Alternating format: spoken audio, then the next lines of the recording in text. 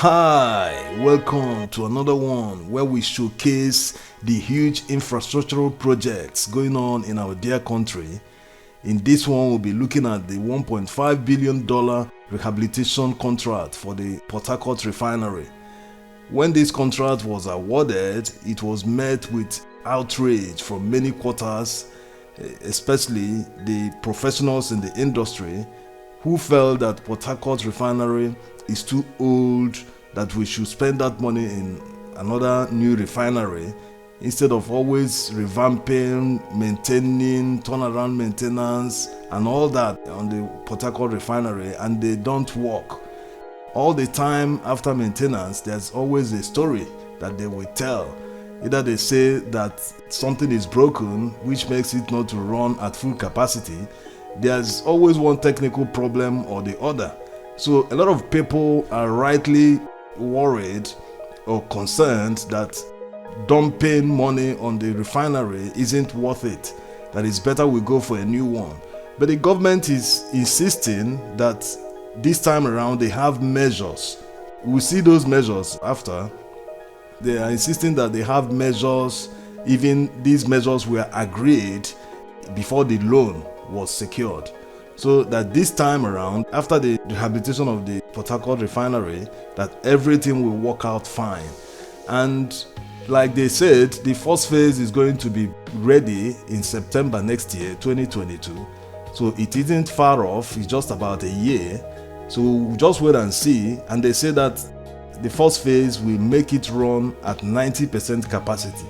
90% capacity is more than 180,000 barrels per day. As you know, there's actually two refineries in the complex, so the two of them make a combined capacity of 210,000 barrels per day. Okay, before we get to the details, let's see a little history about the Port Harcourt Refinery. The Port Harcourt Refinery was built in 1965 and commissioned by the then Prime Minister, Alhaji Tafawa Balewa.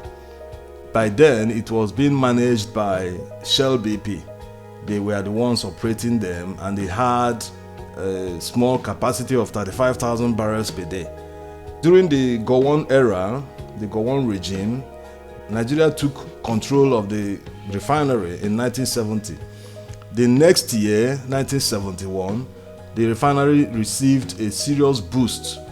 They had to increase the capacity to 60,000 barrels per day. That time, it was after the war. Nigerian economy was recovering and growing, so we needed more fuel, just like other countries, So they had to increase the capacity. It took another almost 20 years for a second complex to be built. This time, a deep conversion facility. It was built under the IBB regime and commissioned in 1989. So it now made it to have a combined capacity of 210,000 barrels per day. Then, in 1994, thereabouts, under Abacha, it had the first major term known as the turnaround maintenance. That turnaround maintenance has been a serious source of probe, because even after it was done, the refinery could not still run under full capacity. Under Obasanjo regime, in the early 2000s, it was operating at 47% or thereabouts capacity. There's always one thing or the other that is preventing it from running at full blast.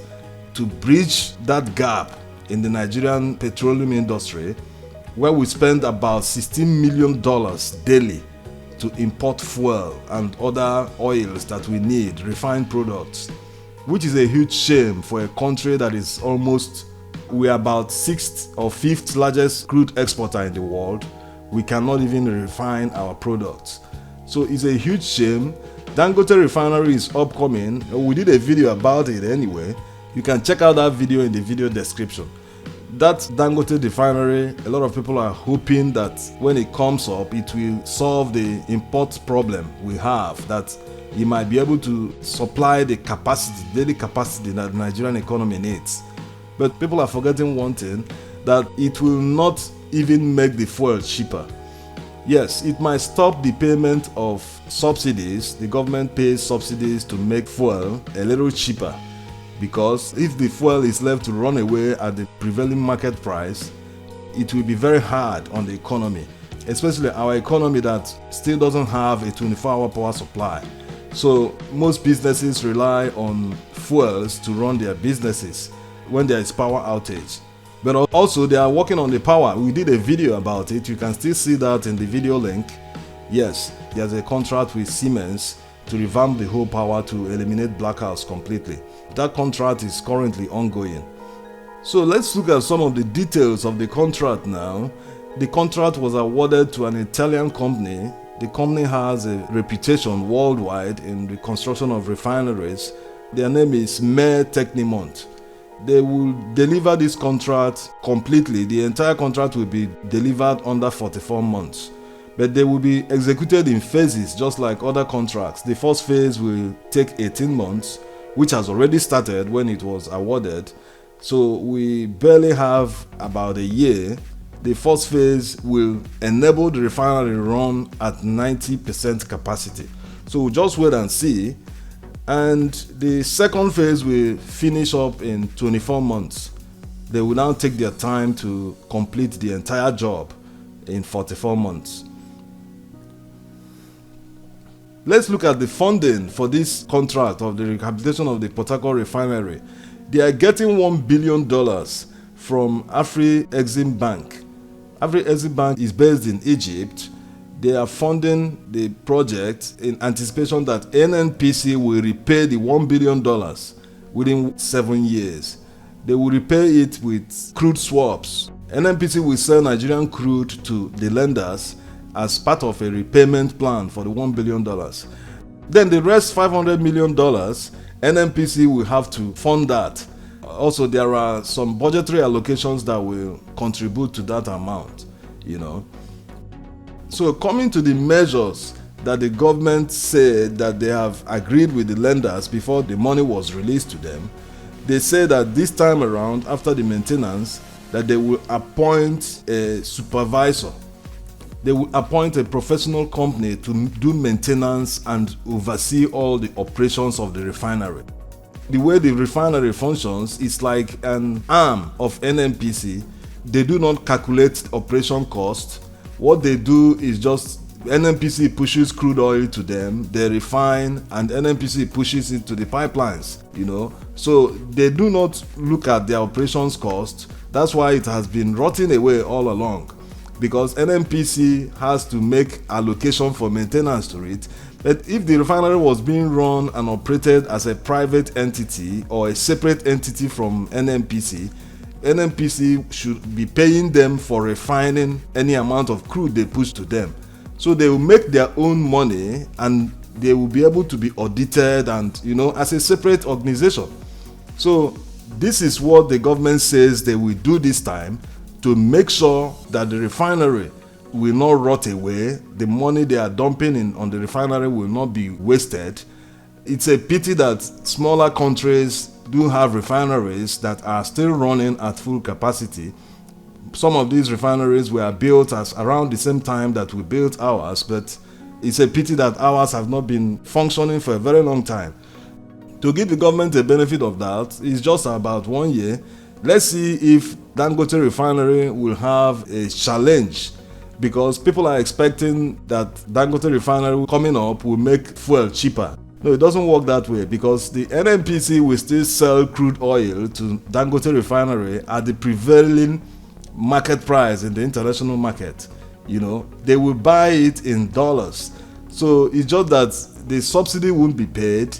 Maybe their operational cost will be lower and there won't be a shipment fee, So it might still be around the same price we are currently paying for fuel. We just have to wait and see. And another reason why this is good, another reason it is good that they are revamping the refinery, there are also plans to work on the Warri and Kaduna refinery. Why this is good is because it brings competition to the Dangote refinery.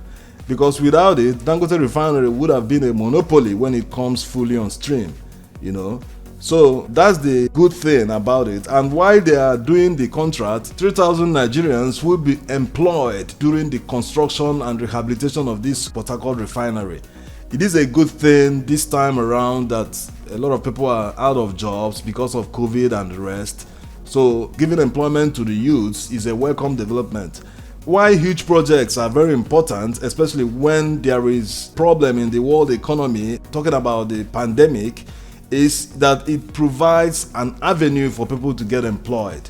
Huge projects lift economy, because if people are shouting that there is no job, that they can't get a job, or that they are underemployed, in the sense that what they are doing with the degree that they have, the job they are doing, is not commensurate to their qualification. So if huge projects are going on, people can be employed and increase the circulation of money and thereby boosting the economy. There's something that is not clear about this contract.